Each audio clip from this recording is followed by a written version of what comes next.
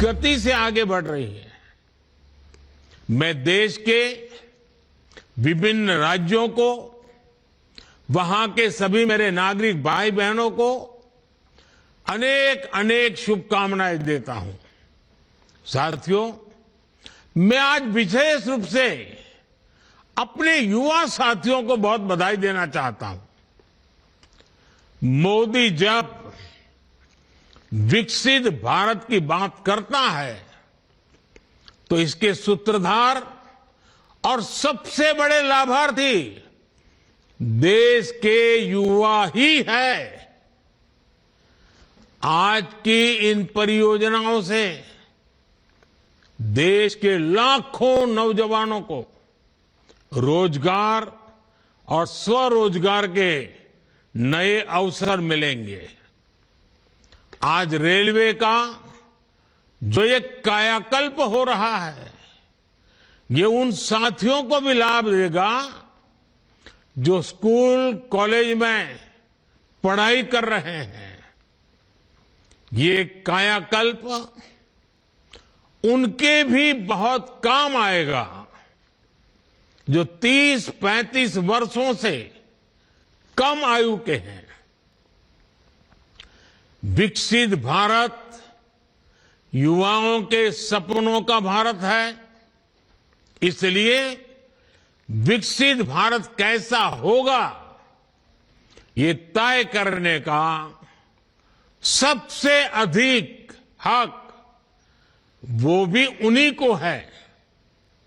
मुझे संतोष है कि देश भर के हजारों विद्यार्थियों ने अलग अलग स्पर्धाओं के माध्यम से विकसित भारत के रेलवे का सपना सामने रखा। इनमें से अनेक युवा साथियों को पुरस्कार भी मिले हैं। मैं सभी को बहुत शुभकामनाएं देता हूं। मैं देश के हर जवान को, हर नौजवान को बताना चाहता हूं कि आपका सपना ही मोदी का संकल्प है। आपका सपना, आपकी मेहनत और मोदी का संकल्प, यह विकसित भारत की गारंटी है। साथियों, मुझे खुशी है कि ये जो अमृत भारत स्टेशन है, विरासत और विकास दोनों के प्रतीक होंगे। जैसे ओडिशा के बालेश्वर रेलवे स्टेशन को भगवान जगन्नाथ मंदिर की थीम पर डिजाइन किया गया है, सिक्किम के रंगपो रेलवे स्टेशन पर आप लोगों को स्थानीय वास्तुकला का प्रभाव दिखेगा। राजस्थान का सांगनेर रेलवे स्टेशन 16वीं शताब्दी की हैंड ब्लॉक प्रिंटिंग को दर्शाता है। तमिलनाडु के कुंभकोणम स्टेशन का डिजाइन चोल काल के वास्तुकला पर आधारित है। अहमदाबाद रेलवे स्टेशन मोढेरा सूर्य मंदिर से प्रेरित है। गुजरात में द्वारका स्टेशन द्वारकाधीश मंदिर से प्रेरित है। आईटी सिटी गुड़गांव का रेलवे स्टेशन आईटी के लिए ही समर्पित होगा। यानी अमृत भारत स्टेशन उस शहर की विशेषता से दुनिया को परिचित कराएगा। इन स्टेशनों के निर्माण में दिव्यांगों और बुजुर्गों, उनकी सुविधा का भी विशेष ध्यान रखा गया है।